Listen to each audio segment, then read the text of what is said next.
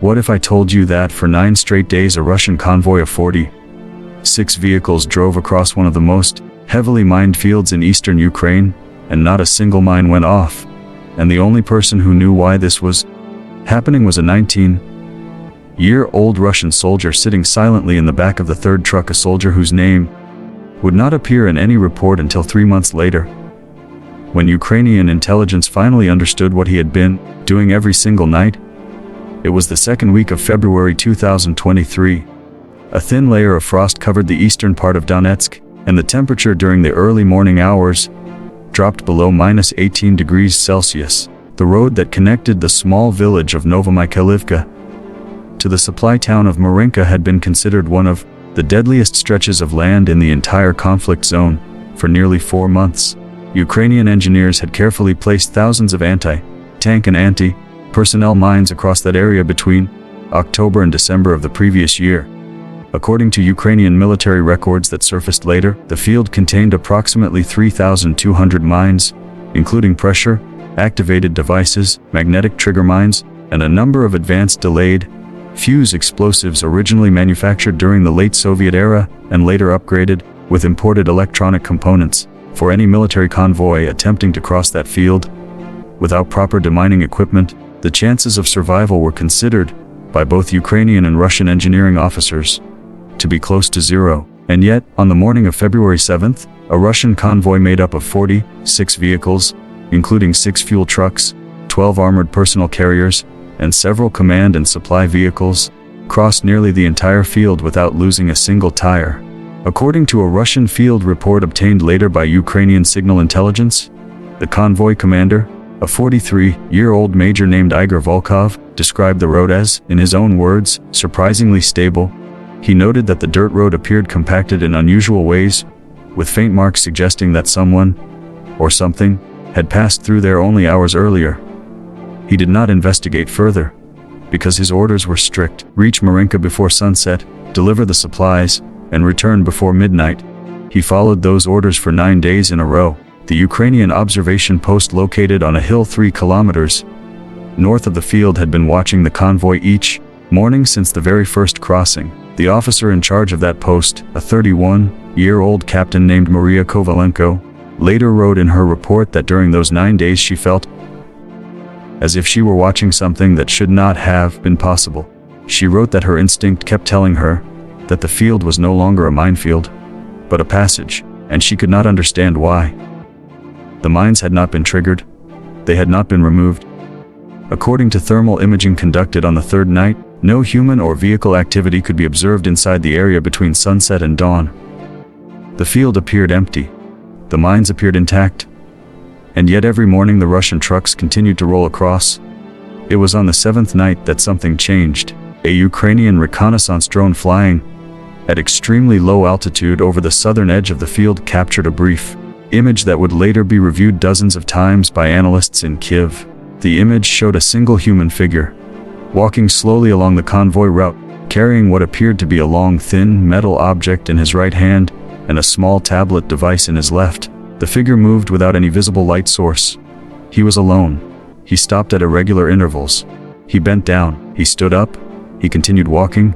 The pattern of his movement, when later mapped out by Ukrainian intelligence officers, matched almost exactly the path the Russian convoy would take the next morning. The figure was identified 3 weeks later, after additional thermal footage and a recovered field notebook, as a 19-year-old conscripted Russian soldier named Aleksei Morozov. He had been in the convoy unit for less than 4 months.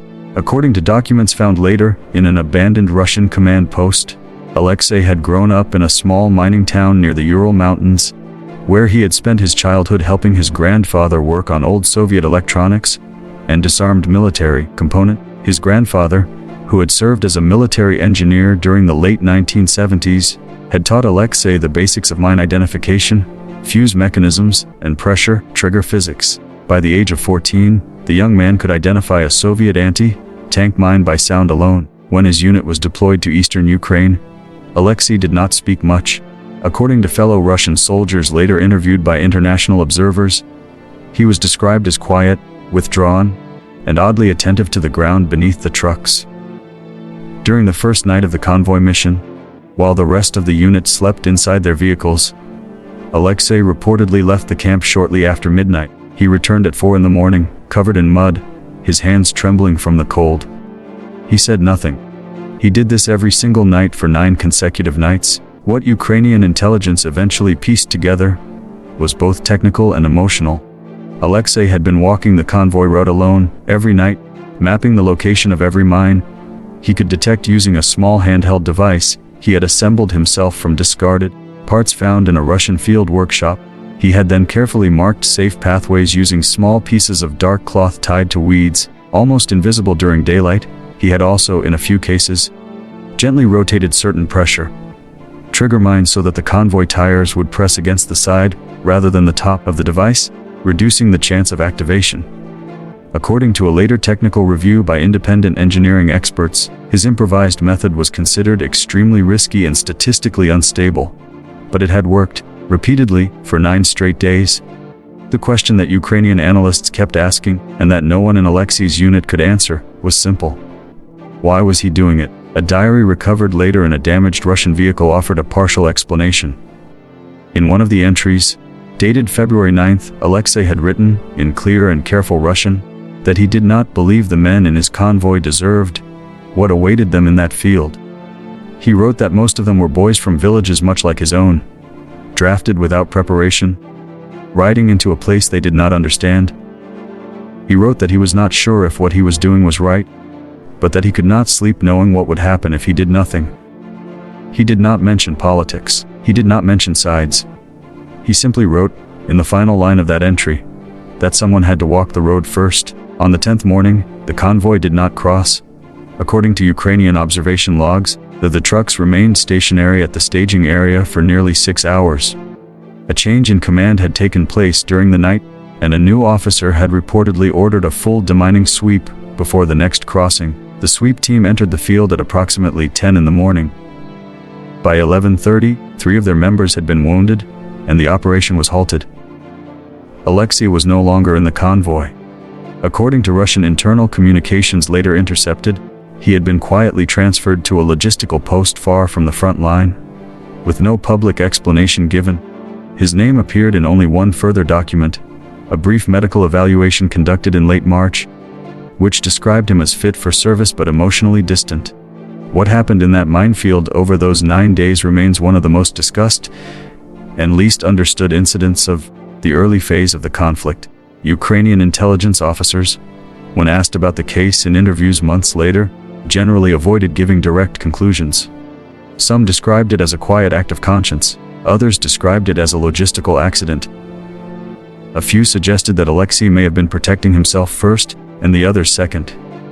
The truth, as is often the case in moments like these, likely sits somewhere between intention and instinct.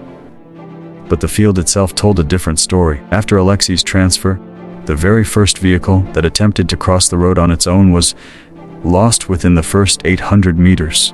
By the end of February, the route had been abandoned entirely by Russian forces, and the field returned to what it had been before. A silent, frozen stretch of land, filled with mines that had waited patiently under the snow, undisturbed for 9 impossible days. In the months that followed, the case of the 19-year-old soldier quietly entered the archives of military intelligence reports across multiple countries. Analysts who reviewed the footage and the diary entries often described what stood out most as not the technical achievement, but the silence at the center of it. A young man, alone in the dark, walking ahead of dozens of older soldiers, through a field designed to take everything from anyone who entered it. The road he opened was eventually marked on Ukrainian maps, with a small handwritten symbol that translated, roughly, to the boys' road. No one ever explained who had written it. If a story like this one made you pause, even for a moment, then this channel is doing exactly what it was created to do. Every week, we pull apart the operations that the headlines never have the time to explain, the small decisions inside enormous wars, the quiet figures who appear in footnotes and disappear before anyone learns their names. If you want more analysis like this, please subscribe and turn on the notification bell. A simple like helps these stories reach the people who need to see them most.